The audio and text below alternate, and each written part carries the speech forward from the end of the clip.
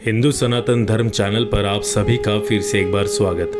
आज हम बात करने वाले हैं सभी कामनाओं को पूरी करने वाली कामदा एकादशी के बारे में। चैत्र माह के शुक्ल पक्ष की कामदा एकादशी का व्रत बहुत महत्वपूर्ण माना जाता है, क्योंकि ये हिंदू नववर्ष की पहली एकादशी कहलाती है। एकादशी का व्रत भगवान नारायण के निमित्त रखा जाता है। मान्यता है कि कामदा एकादशी का व्रत रखने वालों के कष्टकारी जीवन से छुटकारा मिलता है और उसके समस्त पाप नष्ट हो जाते हैं। कहते हैं जो विधि विधान से ये व्रत रखता है उसका तन और मन दोनों शुद्ध हो जाता है, जिंदगी भौतिक सुख से परिपूर्ण रहती है। तो चलिए सुनते हैं कामदा एकादशी की व्रत कथा। एक बार धर्मराज युधिष्ठिर कहने लगे, हे भगवान, मैं आपको कोटि कोटि नमस्कार करता हूँ। अब आप कृपा करके चैत्र शुक्ल एकादशी का महात्मा कहिए। तब श्री कृष्ण कहने लगे कि हे धर्मराज, एक बार यही प्रश्न राजा दिलीप ने गुरु वशिष्ठ से किया था। वो वृत्तांत मैं तुम्हें सुनाता हूँ। राजा दिलीप ने गुरु वशिष्ठ से पूछा, हे गुरुदेव, चैत्र माह के शुक्ल पक्ष की एकादशी का क्या नाम है? उसमें किस देवता का पूजन होता है तथा उसका क्या विधान है, वो आप कृपा करके बताइए। मुनि वशिष्ठ ने कहा, हे राजन, चैत्र माह के शुक्ल पक्ष की एकादशी का नाम कामदा एकादशी है। ये समस्त पापों को नष्ट करने वाली है। जैसे अग्नि काष्ठ को जलाकर राख कर देती है, वैसे ही कामदा एकादशी के पुण्य के प्रभाव से समस्त पाप नष्ट हो जाते हैं और तेजस्वी पुत्र की प्राप्ति होती है।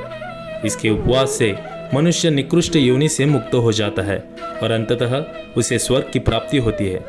अब मैं इस एकादशी का महात्म्य सुनाता हूँ, ध्यान पूर्वक श्रवण करो। प्राचीन काल में रत्नपुर नामक एक नगर था। वहां पर अनेक ऐश्वर्य से युक्त पुंडरीक नाम का एक राजा राज्य करता था। रत्नपुर नगर में अनेक अप्सरा, किन्नर तथा गंधर्व वास करते थे। उनमें से एक जगह ललिता और ललित नाम के दो स्त्री पुरुष अत्यंत वैभवशाली घर में निवास करते थे। उन दोनों में अत्यंत स्नेह था, यहाँ तक कि अलग अलग हो जाने पर दोनों व्याकुल हो जाते थे। एक समय पुंडरीक राजा की सभा में अन्य गंधर्वों के सहित ललित भी गायन कर रहा था। गाते गाते उसको अपनी प्रिय ललिता का ध्यान आ गया और उसका स्वर भंग होने के कारण गाने का स्वरूप बिगड़ गया। ललित के मन के भाव जानकर कारकुट नामक नाग ने पद भंग होने का कारण राजा से कह दिया। तब पुंडरीक राजा ने क्रोधपूर्वक कहा कि तू मेरे सामने गाता हुआ अपनी स्त्री का स्मरण कर रहा है, अतः तू कच्चा मांस और मनुष्य को खाने वाला राक्षस बनकर अपने किए कर्म का फल भोग। पुंडरीक राजा के शाप से ललित उसी क्षण महाकाय विशाल राक्षस हो गया। उसका मुख अत्यंत भयंकर, नेत्र सूर्य चंद्रमा की तरह प्रदीप्त तथा मुख से अग्नि निकलने लगी। उसकी नाक पर्वत की कंदरा के समान विशाल हो गई और गर्दन पर्वत के समान लगने लगी। सिर के बाल पर्वतों पर खड़े वृक्षों के समान लगने लगे तथा भुजाएं अत्यंत लंबी हो गई। कुल मिलाकर उसका शरीर 8 योजन के विस्तार में हो गया। इस प्रकार राक्षस होकर वो अनेक प्रकार के दुख भोगने लगा। जब उसकी प्रियतमा ललिता को यह वृत्तांत मालूम हुआ तो उसे अत्यंत खेद हुआ और वो अपने पति के उद्धार का यत्न सोचने लगी। वो राक्षस अनेक प्रकार के घोर दुख सहता हुआ घने वनों में रहने लगा। उसकी स्त्री उसके पीछे पीछे जाती और विलाप करती रहती। एक बार ललिता अपने पति के पीछे घूमती घूमती विंध्याचल पर्वत पर पहुंच गई, जहां पर श्रृंगी ऋषि का आश्रम था। ललिता शीघ्र ही श्रृंगी ऋषि के आश्रम में गई और वहां जाकर विनीत भाव से प्रार्थना करने लगी। उसे देखकर श्रृंगी ऋषि बोले कि हे सुबके, तुम कौन हो और यहाँ किस लिए आई हो? ललिता बोली, हे मुनि, मेरा नाम ललिता है। मेरे पति राजा पुंडरीक के श्राप से विशालकाय राक्षस हो गए हैं। इसका मुझे अपार दुख है। उनके उद्धार का कोई उपाय बताइए।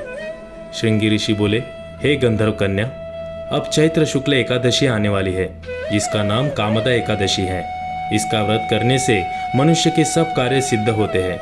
यदि तुम कामदा एकादशी का व्रत कर उसके पुण्य का फल अपने पति को दो तो वो शीघ्र ही राक्षस योनि से मुक्त हो जाएगा और राजा का शाप भी अवश्य में शांत हो जाएगा। मुनि के ऐसे वचन सुनकर ललिता ने चैत्र शुक्ल एकादशी आने पर इसका व्रत किया और द्वादशी को ब्राह्मणों के सामने अपने व्रत का फल अपने पति को देती हुई भगवान से इस प्रकार प्रार्थना करने लगी, हे प्रभु, मैंने जो ये व्रत किया है इसका फल मेरे पतिदेव को प्राप्त हो जाए, जिससे वो राक्षस योनि से मुक्त हो जाए। एकादशी का फल देते ही उसका पति राक्षस योनि से मुक्त होकर अपने पुराने स्वरूप को प्राप्त हुआ। फिर अनेक सुंदर वस्त्र आभूषणों से युक्त होकर ललिता के साथ विहार करने लगा। उसके पश्चात वे दोनों विमान में बैठकर स्वर्गलोक को चले गए। वशिष्ठ मुनि कहने लगे कि हे राजन, इस व्रत को विधि पूर्वक करने से समस्त पाप नष्ट हो जाते हैं तथा राक्षस आदि की योनि भी छूट जाती है। संसार में इसके बराबर कोई और दूसरा व्रत नहीं है। इसकी कथा पढ़ने से या सुनने से वाजपेयी यज्ञ का फल प्राप्त होता है। तो ये थी कामदा एकादशी की व्रत कथा। आप सभी को कामदा एकादशी की बहुत बहुत शुभकामनाएं। हरे कृष्ण कृष्ण कृष्ण हरे हरे, हरे राम राम राम हरे हरे।